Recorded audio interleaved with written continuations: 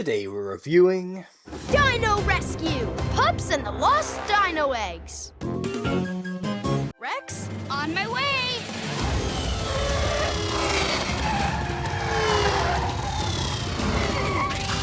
Hey everybody, I'm Rex! It's Rex's introduction, and I love it. In part because it's just so goofy. I can just imagine him and Ryder planning this. Ooh yeah, and then I'll come out and run in a big circle around them. The racing car noises are maybe a little overly silly, even patronizing, but it does all add to the adorably winsome tone here. And I love Rex as a representative character, once we get past making race car noises. He's just a pup like any other, and his personality is a cheerful, somewhat nerdy, often headstrong kid. He's not defined by disability.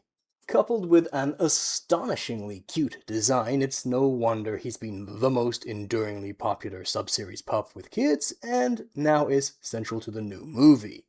Cool wheels, dude! Thanks! I use them to get around. That's really all that needs to be said. Not awkwardly ignored, but framed positively. PAW Patrol isn't always the most sensitive or progressive, but this they did just right, in my view. Rex is just very quickly one of the group, and with one of the coolest specialties. I do kinda wish he got his blue collar from all his design work and renders, though. Can't help but think the lime green collar, the color of his vest, was an error they never fixed. Coming at you, Rocky! Got it! This Pups at Play scene starts off super cute. And look at Rocky's adorable grin.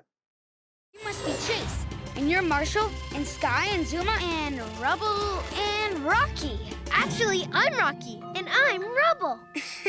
And I'm a little mixed up. This is actually really nice. The fact he decides he wants to do this, the little understated animations of each pup's reactions, and messing it up a little is both relatable and endearing.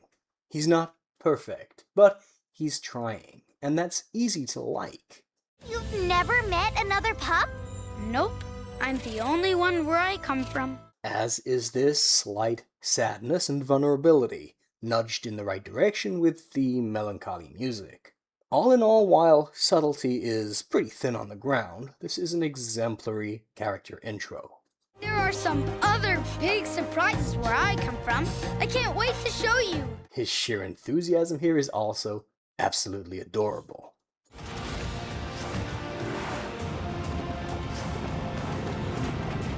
I'll have more to say about the Dino Patroller later, but I do like this gimmick of being able to traverse crazy terrain, its visual appeal, and the cool way this scene is lit.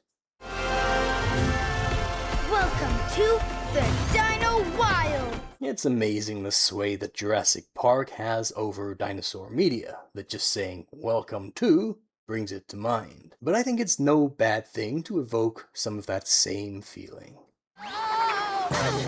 I'm gonna be dinosaur tomorrow. The Wipeout sequence wasn't a favorite, but that was a respectable dad joke, and I love Rocky's silly face here.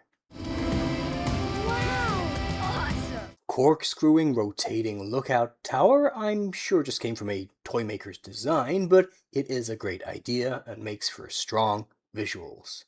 I feel like I'm missing something big. Chase? No sudden moves. Classic fun cartoon moment. This newborn Triceratops has incredible dexterity, but that's fine because look how cute it is. We need all paws on deck! This used to be a very satisfying element of subseries introduction episodes. Bring it back. Whoa, what's that? Aw, cute, scared pups. I think someone may have resized Chase a bit too big here, though. Are we taking the Paw Patroller? Nope, this. As so often happens in subseries introductions, and even Everest's introduction, a really nice scene is then kinda stomped all over by an egregious toy commercial. I'm actually pretty pro animation selling merch. 90s cartoon purists may feel like it's an affront to the sanctity of art or something. But hey, I like this show, and I'm very aware it's core to why it's become such a juggernaut that it shamelessly sells toys with high turnover. But when the episodes luxuriate over the new models, subtly signaling that it's much better than the current toy they have, it gets icky fast. Get ready, Marshall! I wonder when Ryder's getting back. He said he's got a big surprise for us and... I think this came across a bit mean-spirited in the execution. I can see how, as written, it seems fine. Even though Rocky warns him, Marshall gets distracted, so gets bonked a bit. But Rocky being so loud Marshall had to hear, plus the understated getting hit animation that being more grounded seems like it might have actually hurt, in a way a slapstick fall doesn't, it all adds up to it coming across as, I think, a little unintentionally serious. Especially as Rocky and Zuma's laugh also seems a bit mean. Someday I'll swipe you a bigger one! Like that! Humdinger being motivated by Grand Theft Auto is a bit far even for him. Oh, where are those pups going? The idea is conveyed okay, that Humdinger on his kitty carrier really struggles to follow the Dino Patroller with its amazing all-terrain adaptations, but they kinda lazily just left him out of the shots where the terrain would clearly be beyond his little silly mode of transportation.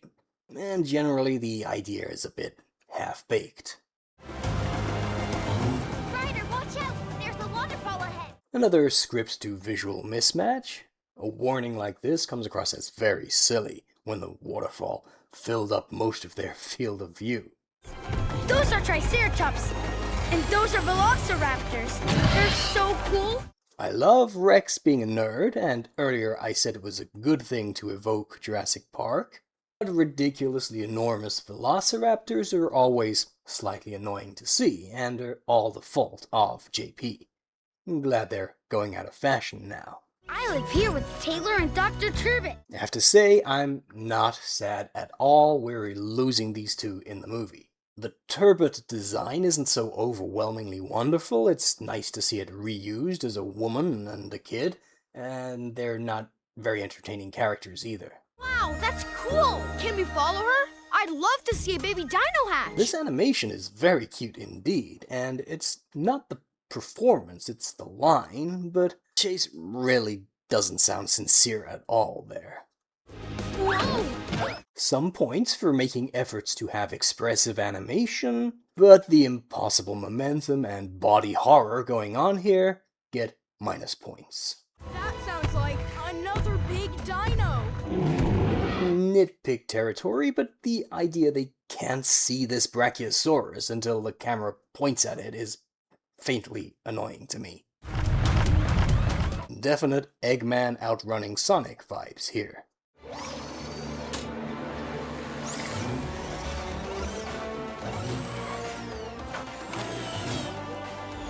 For such a climactic moment, they could have put a bit more effort into animating this sequence. It didn't really have much of a sense of momentum or continuity of motion.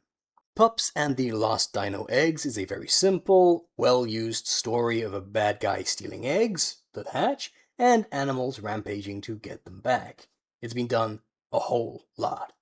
But honestly, for a sub-series intro, that sort of solidity and pragmatism is welcome. It gives time for a focus on a new setting and new characters while ticking boxes. So this is a very solid introduction to Dino Rescue and a likable, well-characterized new pup who is a rounded character as opposed to being there only to convey a message of acceptance of physical differences. It's actually one of the things PAW Patrol can be most proud of, so it's small wonder Rex made the movies. Overall, 8.5 out of 10.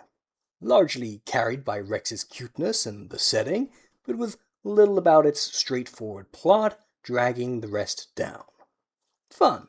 Alright, let me know what you think of this pretty classic episode from Season 7. Click here to see a review of a different Dino Rescue episode, or click here to see my review of the first episode of the Season 13 reimagining of this scenario, post Dino Movie. That's all for today though, and I'll see you guys again next time.